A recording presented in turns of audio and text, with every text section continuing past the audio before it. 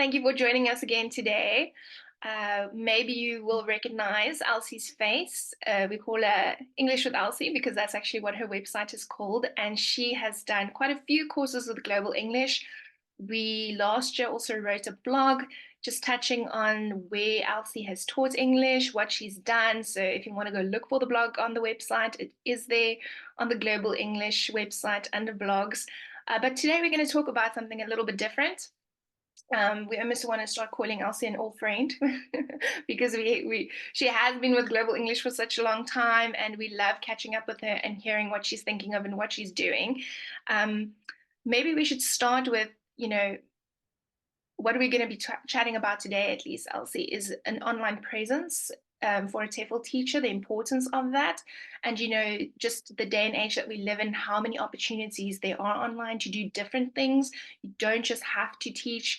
There really are so many opportunities that online teachers can start focusing on to make, more of an income or advance their skills and reach a different audience. But maybe just start by telling us a bit more about your website and online presence. I guess for a lot of TEFL teachers, that's a great starting point to really get that website up and running. And yeah, just tell us a bit about your journey with your website. Yeah, well, it's great to chat as well. Thank you for inviting me again. And I started, it's actually been 3 years ago now, but I set up my website, and it's very daunting because you want it to represent who you are as a teacher, you want it to reflect your style of teaching and to attract the type of students that you're aiming to find. So there's quite a lot of pressure on getting it right, but it's so worth it, and it's been really great to have one that works. It's not perfect. I don't think it's easy to build a perfect website, but to have one that you can point students to, whether they're new students who are interested, and you can say, hey, check out my website, has more information there. Just for practical things of terms and conditions and prices, you can point people towards it. And also to have a really good booking system. This is something that I didn't have initially, and for anyone who works across different time zones, it can be really challenging to schedule your time to make it smooth and easy for your students.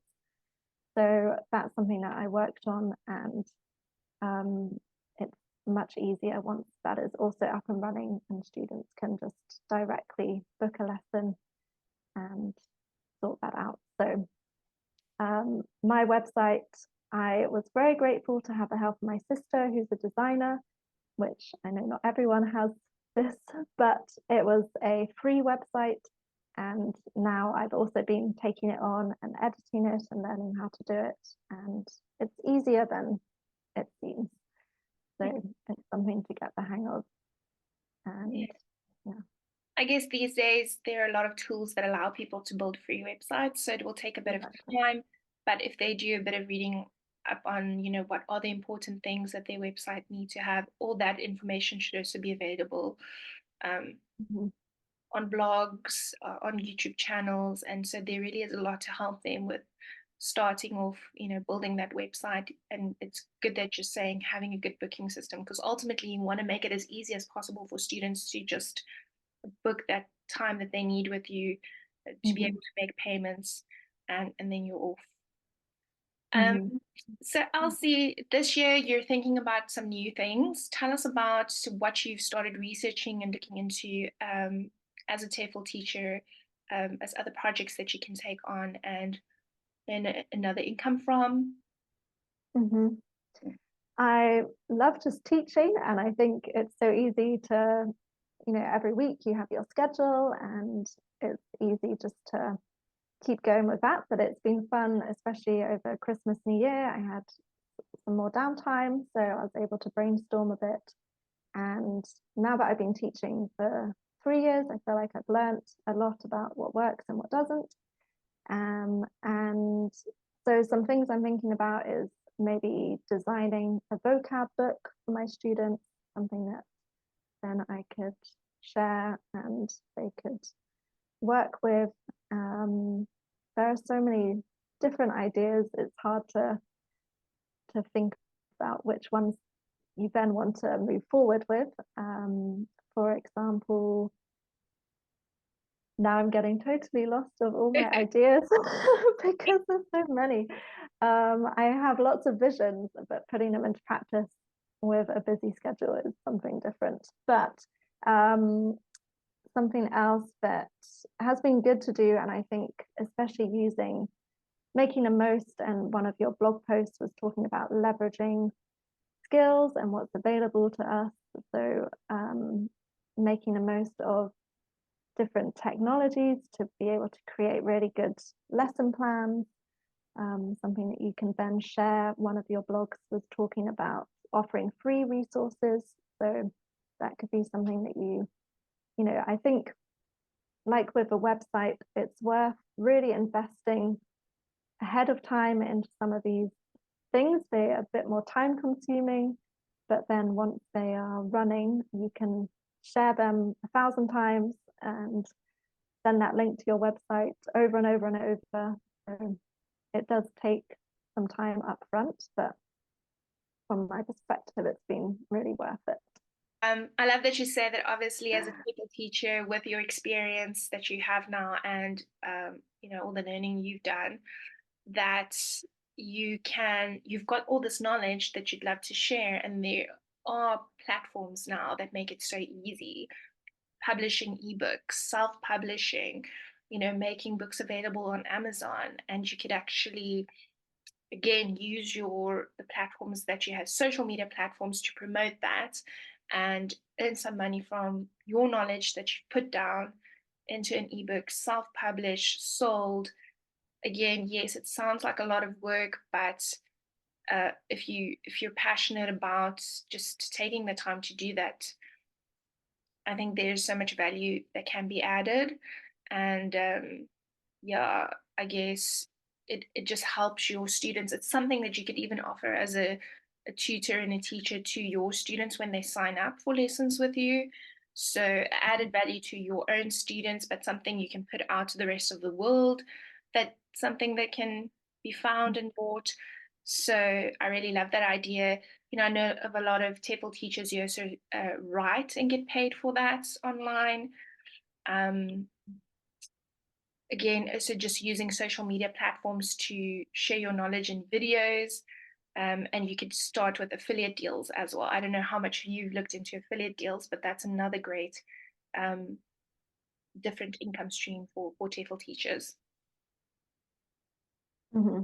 Absolutely. Yes. To be honest, I don't have a huge presence on social media. I tried it for a little bit, and I'm not as comfortable on videos, but I love to write. And so this has been one of my other ideas, to do some more blog posts and to be a bit more serious about that, and using it as a way to engage with my students on various themes. So yeah, like you said, there's so many avenues you can go through. I think it's deciding what suits your personality and also engages most with the niche that you're trying to teach. And yeah, that's a journey for me, definitely, to figure out who my niche is and what my students need. So yeah, because you've had students across the board, from conversational English to business English, and I think once you've mentioned, had the years of experience, you really know the group that you feel you want to focus on, and yeah, the opportunity to then create resources specifically for that group. More recently, I've been looking into different conferences that I can attend, because as an online TEFL teacher, sometimes we're quite isolated. We're not necessarily part of an umbrella organization. So it's been really great to attend some webinars, and then you have opportunities to learn what other people are doing. I think often we can feel like, oh, we're not doing the most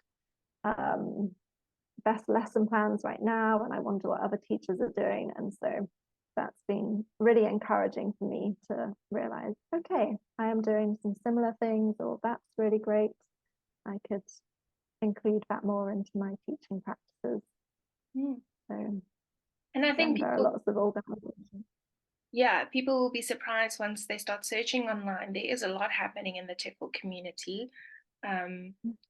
if it's not online conferences, there are in-person conferences taking place Mhm. again. And so maybe you could find one close to you. Mhm. And those conferences don't just cover job opportunities, but they cover different things that can advance your skills as a TEFL teacher. So people should really maybe in this we could put one or two links to one or groups or organizations that we're aware of that bring Mhm. TEFL teachers together.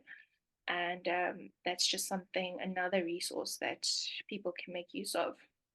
Mhm. Exactly. Yeah. Right. Elsie, you mentioned you're moving to America soon. So, so does that mean most of your students will then be online? No, Yeah. in person, remain online at least. Yeah. No, I have a few in-person students who hopefully will travel with me, and yeah, Yeah, it'll be an exciting change, but still not sure exactly when. yeah. Yeah. That's great to know that your in-person students can then become online students, and Hmm. you have the flexibility of relocating and still doing what Yeah. you're doing. Yeah. And a different time zone, so it'll be fun to see what Yeah. that opens up as well. And yeah, I guess it's the flexibility of working online.